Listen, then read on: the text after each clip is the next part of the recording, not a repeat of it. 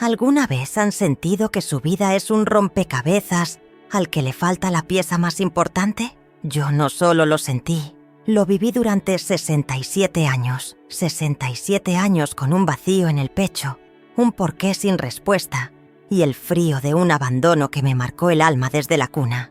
Me llamo Alba y esta no es una historia de fantasmas ni de leyendas lejanas. Es la historia de mi vida. Una vida que comenzó con la mitad de una promesa en forma de medalla y un silencio atronador. Si crees que la vida siempre da una segunda oportunidad, incluso cuando toda esperanza parece perdida, quédate conmigo. Acompáñame a desandar mis pasos, a revivir el dolor y la incertidumbre, pero también a descubrir que el destino, a veces, escribe los finales más inesperados cuando ya has cerrado el libro. Y si en algún momento de tu vida te has sentido perdido, si has cargado con el peso de una herida que nadie más podía ver, te pido que me lo dejes en los comentarios, no para que te compadezca, sino para que sepas que no estás solo, que tu dolor es real y que de alguna manera hoy nos acompañamos mutuamente. Tu historia merece ser escuchada, tanto como yo necesité que alguien, alguna vez, escuchara la mía. Dale a esa campanita y a ese botón de me gusta, no por mí, sino para que este rincón de historias compartidas siga creciendo y llegando a quienes necesitan un faro en su propia oscuridad. Mi recuerdo más antiguo no es el rostro de mi madre, ni el calor de un hogar. Mi primer recuerdo es el frío de unos barrotes de metal de una cuna, que no era mía, en una habitación llena de llantos que se mezclaban con el mío. Era el orfanato de la Sagrada Misericordia, un edificio gris y severo que se alzaba como una fortaleza contra los sueños infantiles. Las monjas, con sus hábitos oscuros y sus rostros impasibles, nos cuidaban con una disciplina férrea que dejaba poco espacio para el cariño. No eran malas mujeres, ahora lo entiendo. Simplemente estaban sobrepasadas, ahogadas en la miseria de tantas almas rotas. Pero para una niña pequeña, esa ausencia de ternura era un castigo constante. Mi única posesión en este mundo era este trozo de metal que ahora ven, la mitad de una medalla. De un lado se adivina el ala de un ángel, del otro, las primeras letras de una inscripción. Amor. Esa era toda la herencia de mis padres. Una medalla partida y un nombre. Alba, anotado en un registro de ingreso. ¿Quiénes eran? ¿Por qué me dejaron? ¿Tenían la otra mitad? Estas preguntas se convirtieron en el motor de mi existencia, en el eco que resonaba en mi cabeza cada noche, mientras me aferraba a mi pedazo de metal, como si en él se contuviera todo el calor del mundo. Las otras niñas tenían historias, algunas tristes, de padres fallecidos o sumidos en la pobreza. Yo no tenía nada, solo un vacío, un lienzo en blanco donde otros tenían un pasado, y ese lienzo, créanme, pesa más que el más terrible de los recuerdos, porque el olvido es una forma de violencia silenciosa que te grita cada día que no fuiste lo suficientemente importante para ser recordado. Crecer en el orfanato fue aprender a sobrevivir. Aprendí a hacer mi cama con las sábanas heladas sin quejarme, a comer el guiso aguado dando gracias a Dios, aunque mi estómago rugiera por más. Aprendí a coser, a bordar, a limpiar suelos de piedra, hasta que reflejaran mi propio rostro cansado. Pero la lección más dura fue aprender a callar, a guardar mis preguntas, mis anhelos y mis lágrimas para la soledad de mi jergón. La hermana Inés, la directora, era una mujer alta y huesuda, cuya sombra parecía cubrirlo todo. Ella decía que la curiosidad era prima del pecado. Su pasado no le pertenece, niña Alba, me repetía cada vez que yo intentaba indagar sobre mi llegada. Su vida empezó aquí. Agradezca la caridad que se le ha ofrecido. Y yo agradecía, sí, pero en mi interior crecía una pequeña rebeldía, una necesidad casi física de saber. Mis únicas amigas verdaderas fueron los libros de la biblioteca, viejos, con las páginas amarillas y olor a polvo, pero llenos de mundos donde los niños sí tenían padres, donde las familias se reunían, y el amor no era una palabra a medio escribir en una medalla. Leía a escondidas, bajo la luz de una vela que robaba de la capilla, y soñaba. Soñaba con un hombre y una mujer que vendrían a buscarme. Imaginaba sus rostros, sus voces. A veces, él era un marinero que había naufragado y perdido la memoria. Otras, Ella era una mujer rica que había sido obligada a entregarme y ahora, arrepentida, me buscaba por todo el país. Fueron incontables las familias que vinieron al orfanato en busca de un hijo. Cada vez que la campana de la entrada sonaba, mi corazón daba un vuelco. Me peinaba con esmero, me ponía mi mejor vestido, el de los domingos, y esperaba en la fila con las demás niñas, intentando esbozar una sonrisa que no me salía del alma. Pero nadie me elegía. Era demasiado callada, demasiado seria. Decían que tenía ojos tristes. ¿Y cómo no tenerlos, si en ellos se reflejaba el abandono que nadie quería ver? Vi a mis compañeras de dormitorio irse una a una. Celebraba por ellas, de verdad que sí. Pero cada despedida era una nueva grieta en mi corazón. Me quedaba yo, con mi media medalla y mis libros viejos. Con el tiempo dejé de ponerme en la fila.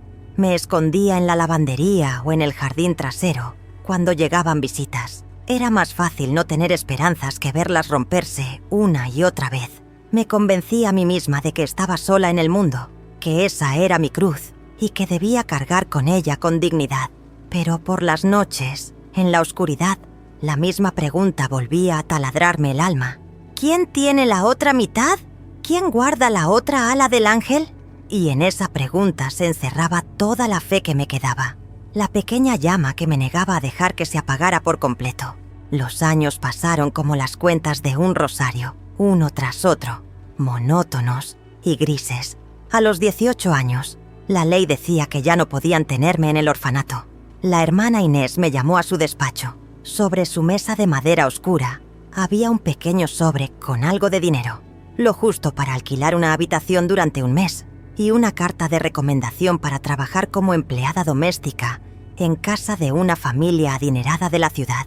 No hubo abrazos ni palabras de aliento, solo una última advertencia. El mundo es un lugar cruel, Alba. No confíe en nadie y trabaje duro. Es lo único que la salvará. Salí por la misma puerta por la que, 18 años atrás, había entrado siendo un bebé. Llevaba una maleta de cartón con 2 vestidos, mis libros más queridos y, por supuesto, mi media medalla bien guardada en un bolsillo cosido en el interior de mi ropa. El mundo real me abofeteó con su ruido, sus colores y su indiferencia. Era más grande, más ruidoso y más solitario de lo que jamás había imaginado.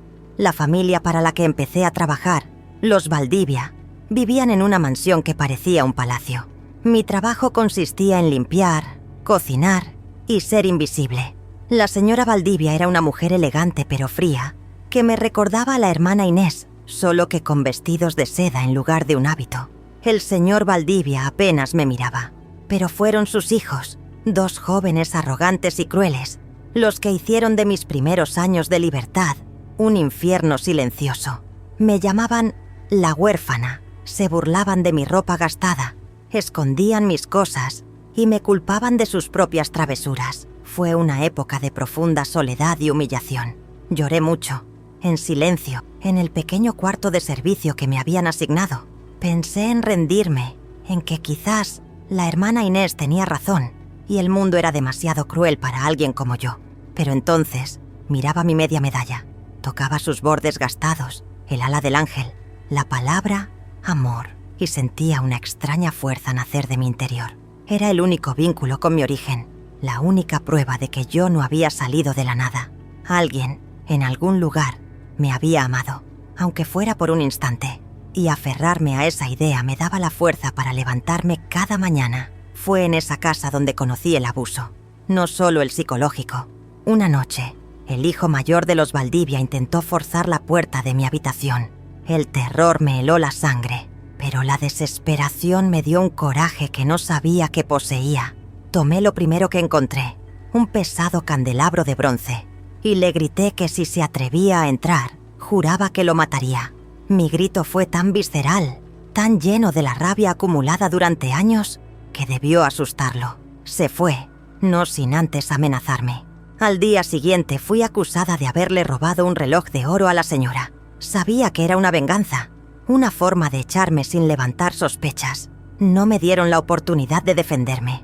Me echaron a la calle con mis pocas pertenencias, sin el dinero que me correspondía, y con la acusación de ladrona pesando sobre mis hombros. Sé que esta parte de la historia es dura, Quizás te estés preguntando por qué sigo adelante después de tanta injusticia. Quédate un poco más, porque es precisamente en el momento en que toqué fondo cuando apareció la primera luz, una luz que cambiaría mi destino para siempre. A veces, la vida necesita quebrarnos para reconstruirnos más fuertes. Si alguna vez te han acusado de algo que no hiciste, si has sentido la impotencia de no poder defender tu verdad, cuéntamelo en los comentarios. Liberar ese peso, aunque sea anónimamente, a veces es el primer paso para sanar. Tu voz importa. Me encontré en la calle, con el corazón roto y la reputación manchada. La palabra de una huérfana contra la de una familia rica y poderosa no valía nada. Durante días, vagué por la ciudad, durmiendo en bancos de parques y comiendo lo que la caridad me ofrecía. El hambre y el frío se convirtieron en mis compañeros constantes. Sentí que el mundo me daba la espalda, que era un estorbo, una pieza suelta que no encajaba en ningún lugar. Fue el punto más bajo de mi vida. Pensé en la muerte. Sí, lo confieso. Parecía una salida fácil, una forma de terminar con tanto dolor.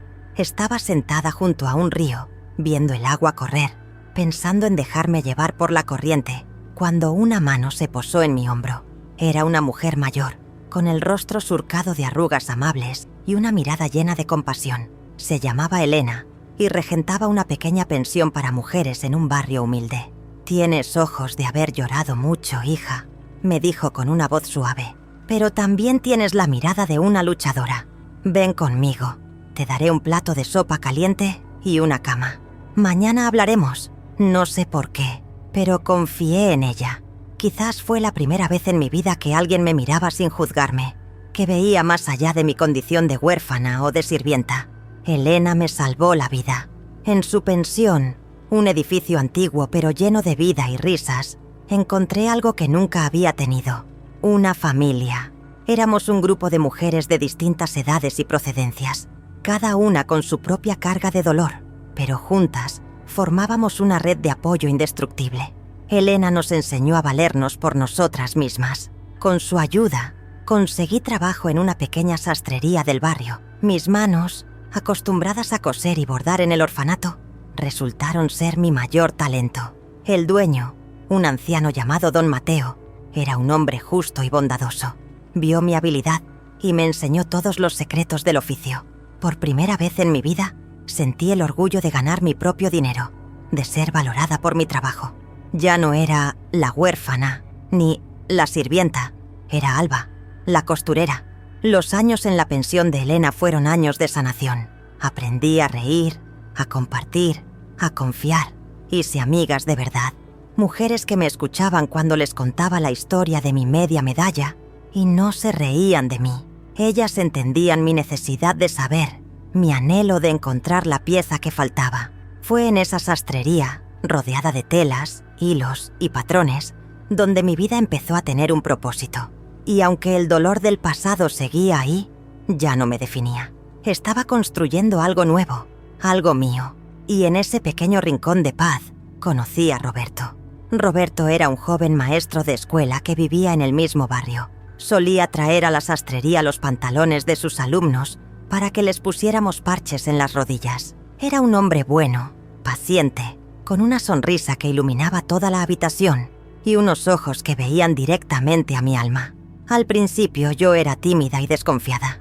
La traición de los Valdivia había dejado una cicatriz profunda en mi capacidad de confiar en los hombres. Pero Roberto fue diferente. Era respetuoso, amable y parecía genuinamente interesado en quién era yo, no de dónde venía. Comenzó a visitarme en la sastrería con cualquier excusa: un botón suelto, un dobladillo descosido. Hablábamos durante horas mientras yo cosía. Le hablé de los libros que amaba y al día siguiente aparecía con un ejemplar nuevo para mí. Le hablé de mi infancia en el orfanato y en sus ojos no vi lástima, sino admiración por mi fortaleza. Una tarde reuní todo mi coraje y le conté la historia de mi media medalla. Se la mostré, temblando. Esperaba que se riera, que pensara que era una tontería infantil, pero él la tomó en sus manos con una delicadeza infinita. La observó con atención y luego me miró a los ojos. «Alba», me dijo con la voz cargada de emoción, Esto no es una tontería, es la prueba de que eres fruto del amor, y yo te juro que pasaré el resto de mi vida ayudándote a encontrar la otra mitad. En ese momento supe que lo amaba. Roberto fue mi primer amor, mi único amor. Con él descubrí la ternura de un abrazo, la dulzura de un beso, la seguridad de caminar de la mano de alguien que te elige cada día. Nos casamos un año después, en una ceremonia sencilla pero llena de amor, rodeados de Elena y mis amigas de la pensión. Fue el día más feliz de mi vida. Por fin, tenía un hogar, una familia. Nos mudamos a un pequeño apartamento encima de la escuela donde él trabajaba. Era humilde, pero para mí era un palacio. Llenamos cada rincón con libros, flores y risas. Roberto nunca dejó de apoyarme en mi búsqueda. Juntos, escribimos cartas a orfanatos de otras ciudades. Pusimos anuncios en periódicos, visitamos registros civiles. Cada negativa era una decepción, pero él siempre estaba ahí para secar mis lágrimas y renovar mis esperanzas. «No te rindas, mi amor», me decía. «El mundo es grande, pero no lo suficiente como para esconderse para siempre». Con él, la vida se sentía completa. Y sin embargo, en el silencio de la noche, a veces mi mano viajaba instintivamente hacia el cajón donde guardaba mi medalla. La pieza que faltaba seguía siendo un susurro en mi alma, un misterio que anhelaba resolver, no ya por dolor, sino por completitud, para poder contarle a mis futuros hijos la historia completa de quiénes eran y de dónde venían. Parte 6. La felicidad, a veces, es un interludio fugaz. Roberto y yo soñábamos con tener hijos. Pasaron los años, 1, 2, 5, y el bebé que tanto anhelábamos no llegaba. Visitamos médicos, probamos remedios caseros, rezamos con fervor. Nada. El diagnóstico fue un golpe devastador. Yo no podía concebir. La noticia me sumió en una profunda tristeza. Sentía que le estaba fallando a Roberto, que no podía darle la familia que él tanto merecía. Me sentí defectuosa, incompleta, como si el abandono de mi infancia hubiera dejado en mi cuerpo una herida invisible que me impedía dar vida. Me alejé de mis amigas que tenían hijos. No podía soportar ver su alegría sin sentir una punzada de amargura. Me encerré en mí misma, en mi dolor, y por primera vez desde que lo conocí, levanté un muro entre Roberto y yo. Él intentaba consolarme. Me repetía una y otra vez que nuestro amor era suficiente, que podíamos ser felices los dos solos, pero yo no podía escucharlo. La idea de que mi linaje, ese que tanto me había costado aceptar y del que solo tenía media medalla como prueba, moriría conmigo, era insoportable. Fue una época oscura, llena de lágrimas y reproches silenciosos. La alegría se fue apagando en nuestro pequeño hogar. Una noche, después de una discusión particularmente dolorosa, Roberto salió de casa dando un portazo. Me quedé sola, llorando amargamente, culpando a Dios, al destino, a mis padres desconocidos por mi suerte. Horas después, alguien llamó a la puerta. No era Roberto. Eran 2 policías. Sus rostros eran sombríos, sus palabras, cuidadosamente elegidas, cayeron sobre mí como losas de una tumba. Había habido un accidente. Un conductor ebrio había perdido el control de su vehículo. Roberto había muerto en el acto. El mundo se detuvo. El suelo desapareció bajo mis pies. El aire se volvió espeso, imposible de respirar. No podía ser verdad. Me negué a creerlo. Grité, pataleé. Les llamé mentirosos, pero sus ojos compasivos me decían la terrible verdad. Mi Roberto, mi sol, mi ancla, el hombre que me había enseñado a amar y a confiar, se había ido para siempre. Me habían arrebatado mi segunda oportunidad. El avándalo de mi infancia no era nada comparado con esto. Aquello fue un vacío. Esto era un abismo. En un solo instante, volví a ser la huérfana, la mujer sola, pero ahora con el peso añadido de un amor perdido y un futuro destrozado. Sostuve mi media medalla en una mano y su anillo de bodas en la otra. Estaba, de nuevo, irremediablemente rota, y esta vez no veía ninguna luz al final del túnel. Perder al amor de tu vida te cambia para siempre. Te preguntas cómo vas a seguir respirando. Si estás aquí, es porque sabes que las historias más profundas no terminan en la tragedia. Hay un propósito incluso en el dolor más incomprensible, y te prometo que el misterio de la medalla está a punto de dar un giro que ni yo misma podría haber imaginado. Si alguna vez has perdido a alguien que era tu mundo entero, te invito a que escribas su nombre en los comentarios, no para recordarlo con tristeza, sino para honrar su memoria y el amor que te dejó. Que este sea un pequeño homenaje a los que viven en nuestro corazón. Los meses que siguieron a la muerte de Roberto son un borrón de dolor. Apenas comía, apenas dormía. Mis amigas de la pensión y don Mateo me cuidaron. Se aseguraron de que no me hundiera por completo. Pero yo era un autómata. Seguía yendo a la sastrería. Mis manos seguían cosiendo, pero mi alma estaba ausente. Cada rincón de nuestro apartamento me recordaba a él. Sus libros en la estantería, su taza de café junto al fregadero, el olor de su ropa que aún impregnaba el armario. Vendí el apartamento. No podía seguir viviendo entre fantasmas. Con el poco dinero que me quedó y mis ahorros, alquilé una pequeña casa en las afueras, con un pequeño jardín. Necesitaba silencio. Necesitaba un lugar donde lamer mis heridas lejos del mundo. Me dediqué por completo a mi trabajo y a mi jardín. La sastrería se convirtió en mi refugio y las flores en mis únicas confidentes. Hablaba con mis rosas y mis geranios, les contaba mis penas, les hablaba de Roberto y en el silencio de la tierra encontraba una extraña paz. Los años comenzaron a pasar, lentos, silenciosos, marcados por el cambio de las estaciones en mi pequeño jardín. Mi cabello se tiñó de plata, las arrugas surcaron mi rostro, pero mi corazón seguía congelado en el tiempo. Había abandonado por completo la búsqueda de mis padres. ¿Qué sentido tenía ya? La única persona con la que habría querido compartir esa alegría ya no estaba. Mi media medalla seguía en su cajita, pero ya no la miraba con esperanza, sino con una resignación melancólica. Era un símbolo, no de una búsqueda, sino de todo lo que había perdido. Me convertí en la anciana solitaria del barrio, la que siempre vestía de oscuro, la que rara vez sonreía. La gente me respetaba, pero mantenía las distancias. Yo misma fomentaba esa distancia. Era más fácil así. Había construido una fortaleza alrededor de mi corazón y no tenía intención de dejar entrar a nadie más. Mi vida era mi trabajo, mi jardín y mis recuerdos. Y aunque era una existencia solitaria, había encontrado en ella una especie de equilibrio, una paz resignada. Creía que así serían todos mis días hasta el final, que mi historia ya estaba escrita, que el último capítulo había sido la muerte de Roberto y que ahora solo quedaban páginas en blanco. Estaba equivocada. El destino, ese viejo tejedor de historias, aún guardaba un último hilo para mí, un hilo dorado que estaba a punto de entretejerse en mi vida de la forma más asombrosa e inesperada. Todo comenzó en una tarde de otoño, casi 40 años después de la muerte de Roberto. Yo ya era una anciana de más de 60 años.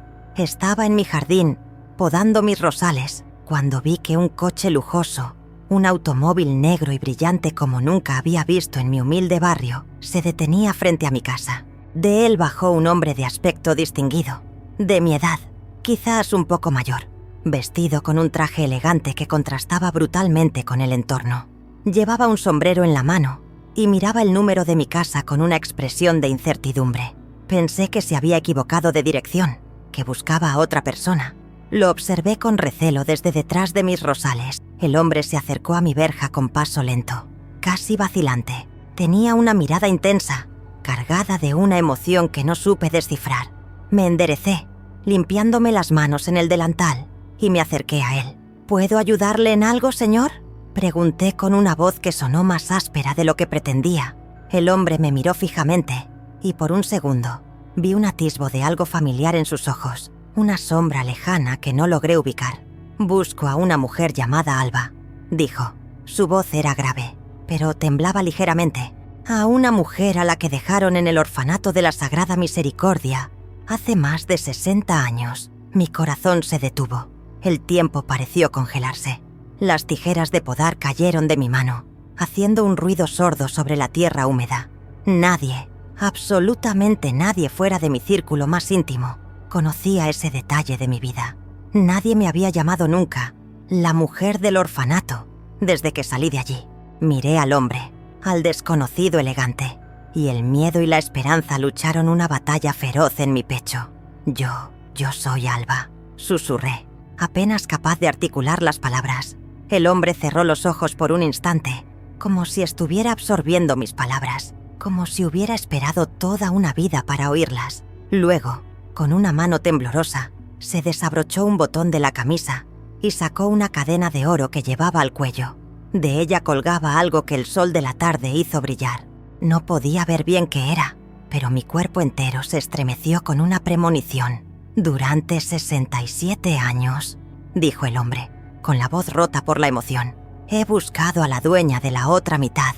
Y entonces abrió la mano, y allí, en la palma de su mano, descansaba la otra pieza de mi vida, la otra ala del ángel, la continuación de la palabra grabada, eterno. Era la otra mitad de mi medalla. Parte 9. Me quedé sin aliento. Mi mente se negaba a procesar lo que mis ojos estaban viendo. Era real, la otra mitad, la que había imaginado miles de noches, la que había buscado con Roberto, la que había abandonado en mi resignación. Estaba allí, en la mano de ese extraño. Levanté la vista de la medalla a su rostro, buscándole un sentido a todo. ¿Quién era él? ¿Un mensajero? ¿Un abogado?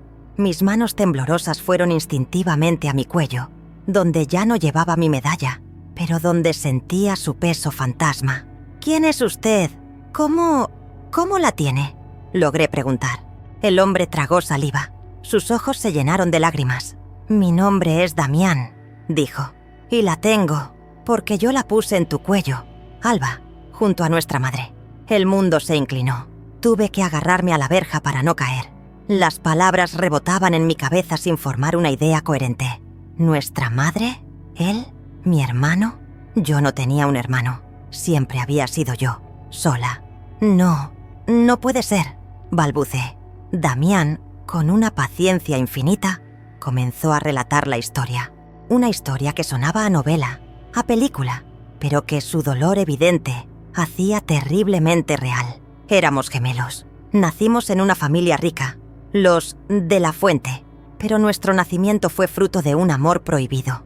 Nuestra madre, Sofía, estaba prometida a un hombre poderoso y cruel por un arreglo familiar, pero ella amaba a otro, a nuestro padre, un artista sin fortuna. Nacimos en secreto, lejos de la ciudad.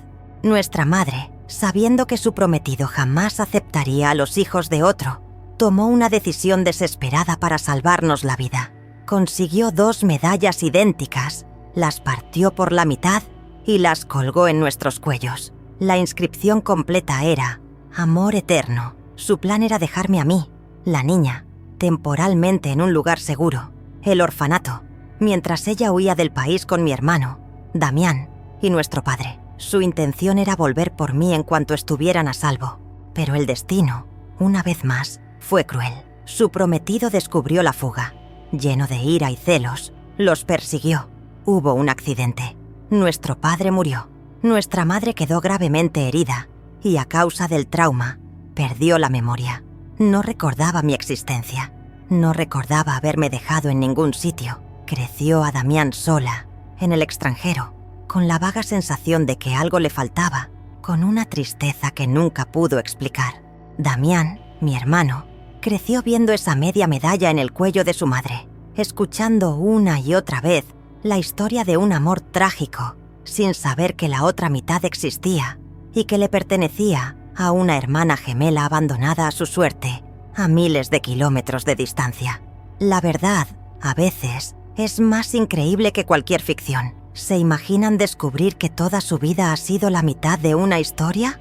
Aún falta la parte más difícil, el reencuentro. Te pido que sigas conmigo, porque lo que sucede a continuación es la prueba de que los lazos de sangre y de amor pueden trascender el tiempo, la distancia y hasta la memoria. Si alguna vez has encontrado a alguien de tu pasado de forma inesperada, un amigo de la infancia, un familiar lejano, comparte esa emoción en los comentarios. Celebremos juntos esos reencuentros que nos recuerdan que el mundo es, a veces, un pañuelo. Escuché la historia de Damián en un estado de shock. Me invitó a pasar a mi propia casa, me sentó en mi propio sillón y me sirvió un vaso de agua con manos temblorosas. Un hermano. Tenía un hermano que había vivido la vida que a mí me habían robado, con una madre, con lujos, con una historia. Una oleada de resentimiento me invadió, fría y amarga. ¿Por qué yo? ¿Por qué a mí me tocó la cuna de barrotes y a él una vida en el extranjero? ¿Por qué su medalla estaba en una cadena de oro y la mía la había guardado en una caja de lata? Miré sus manos cuidadas, su traje caro, y luego miré mis propias manos, agrietadas por la tierra y los años de trabajo. Éramos dos caras de la misma moneda, pero el destino nos había lanzado y a mí me había tocado la cara sucia, la que queda contra el suelo. Él pareció leer mis pensamientos, el resentimiento en mi mirada. «Alba, sé lo que debes estar pensando», dijo con la voz queda. «Ninguna riqueza puede compensar lo que has vivido. No he venido a restregarte mi suerte, he venido a pedirte perdón, perdón en nombre de nuestra madre, que no tuvo la culpa, y perdón de mi parte, por haber vivido una vida completa mientras la tuya estaba rota». Me contó cómo, en su lecho de muerte, nuestra madre, Sofía, tuvo un momento de lucidez, un recuerdo fugaz, como un relámpago en una noche oscura. Pronunció mi nombre, Alba, y habló de la niña del ala de ángel. Fueron sus últimas palabras. Damián no entendió nada en ese momento, pero esas palabras se le grabaron en el alma. Tras la muerte de su madre, empezó a investigar. Contrató detectives, buscó registros antiguos. La búsqueda le llevó años.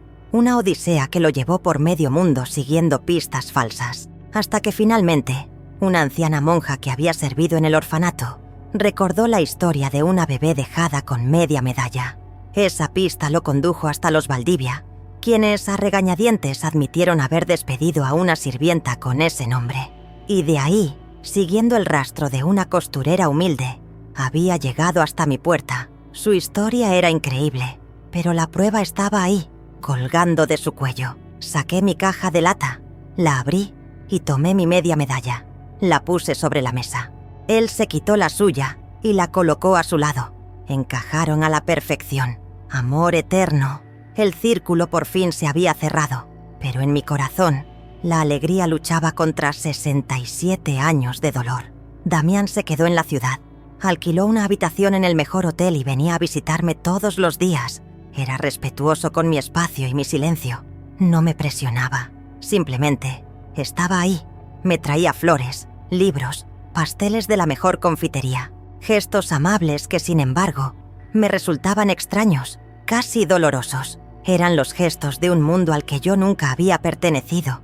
Hablábamos durante horas. Él me contaba de su vida, de sus viajes, de su trabajo. Había heredado y multiplicado la fortuna de la familia de nuestra madre. Yo, poco a poco, empecé a contarle la mía. Le hablé de la hermana Inés, de los Valdivia, de Elena y la pensión, de don Mateo y la sastrería. Y le hablé de Roberto. Por primera vez en décadas, conté nuestra historia de amor a alguien nuevo. Al hablar de Roberto, mi voz se quebró y las lágrimas que había contenido durante tanto tiempo brotaron sin control. Damián no dijo nada, simplemente se levantó, se sentó en el brazo de mi sillón y me puso una mano en el hombro. Un gesto sencillo, un gesto de hermano. Y en ese contacto, algo dentro de mí comenzó a ceder. El hielo que rodeaba mi corazón empezó a derretirse, grieta a grieta. Me enseñó fotos de nuestra madre, Sofía. Era una mujer bellísima, con una mirada triste, la misma mirada que la gente decía que yo tenía. Ver su rostro por primera vez fue una conmoción. Era real, tenía un rostro, un nombre. No era solo una sombra, un porqué. Era Sofía, y en sus ojos vi mi propio reflejo. Vi el amor y el dolor que la habían llevado a tomar una decisión imposible. Vi a la madre que me había amado tanto como para dejarme ir con la esperanza de darme una vida. Y por primera vez sentí una punzada de compasión por ella, por la mujer que había perdido a su amor, a su memoria y a una de sus hijas en un solo golpe del destino. Damián me propuso algo que me dejó sin palabras. Quería que me fuera a vivir con él.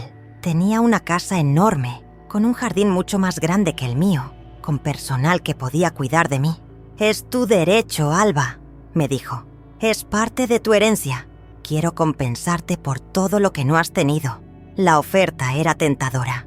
Una vida sin preocupaciones, sin tener que trabajar, rodeada de lujos. Era el sueño que cualquier persona en mi situación desearía. Pero mientras lo escuchaba, miré a mi alrededor. Miré mi pequeña casa, mis muebles viejos llenos de recuerdos, mi jardín imperfecto pero mío, y supe, con una certeza absoluta, que mi lugar estaba aquí. «No, Damián», le dije con una calma que me sorprendió a mí misma. «Te lo agradezco con toda el alma, pero no puedo aceptar». Él me miró, confundido. «¿Por qué no? Te lo mereces todo, Alba». Le sonreí, una sonrisa genuina, quizás la primera en mucho tiempo. He pasado toda mi vida anhelando saber de dónde venía, quiénes eran mis padres, y tú me has traído esa respuesta. Me has devuelto mi historia, has llenado el vacío. Ese es el mayor tesoro que podrías haberme dado. Pero mi vida, la que yo construí sobre ese vacío, también es mía. Esta casa, este jardín, mis recuerdos con Roberto, no puedo dejarlos atrás. Son las raíces que yo misma eché cuando no tenía ninguna». Damián guardó silencio por un largo rato, observándome, y luego asintió lentamente, con una mirada de profundo respeto. «Entiendo», dijo. «Eres más fuerte de lo que jamás imaginé». En ese momento, la última sombra de resentimiento se disipó. Ya no era el hermano rico y afortunado. Era solo Damián, mi hermano, la familia que había regresado. Decidimos construir una nueva relación, a nuestra manera. Él no se volvió a su país. Compró una casa en la ciudad para poder estar cerca. Venía a verme a menudo, pero no como un millonario visitando a su hermana pobre, sino como un hermano. Arreglaba cosas en la casa, me ayudaba en el jardín, me llevaba de paseo, y yo le cocinaba mis guisos, le remendaba los jerseys, un gesto que a él le parecía el mayor de los lujos, y le contaba historias de mi barrio. Aprendimos a conocernos, a reírnos de nuestras diferencias, a encontrar un terreno común. Un día lo llevé a conocer a Elena, que ya era muy anciana, y a visitar la tumba de Roberto. Le conté a Roberto, en voz alta, que por fin había encontrado la otra mitad de la medalla, y sentí que él, donde quiera que estuviese, sonreía conmigo. Damián, con su dinero, hizo mucho bien. Hizo una donación anónima gigantesca al orfanato de la Sagrada Misericordia para que a ningún niño le faltara nunca el cariño ni las oportunidades. Y financió la creación de una fundación con el nombre de Roberto. Una fundación que daba becas a niños de barrios humildes para que pudieran estudiar, para que pudieran ser maestros, como lo fue mi amado esposo. No intentó cambiar mi vida con dinero, sino que usó su fortuna para honrar mi pasado y a las personas que me habían ayudado. Y ese fue el acto de amor y respeto más grande que pudo haberme dado. Juntamos nuestras dos mitades de la medalla y las llevamos a un joyero para que las uniera, pero no para llevarla puesta. La enmarcamos en un pequeño cuadro y la colgamos en la pared de mi sala. Ya no la necesitábamos como un ancla al pasado. Nuestra unión, la de Damián y la mía, era ahora el símbolo viviente de ese amor eterno. Ya casi llegamos al final de este largo viaje.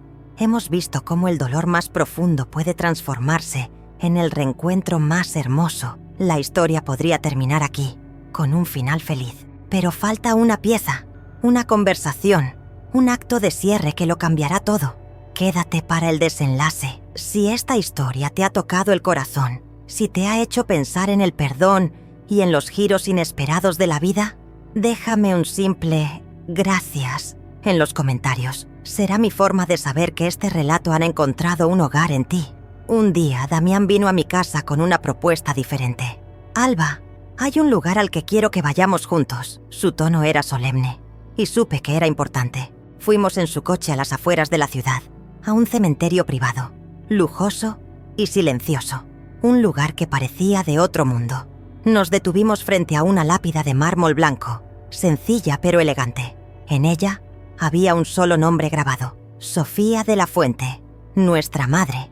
Damián había repatriado sus restos. Estar allí, frente a la tumba de la mujer que me dio la vida y cuyo rostro solo conocía por fotos, fue una experiencia abrumadora. Sentí una mezcla de pena por la vida que no tuvimos juntas y una extraña sensación de paz.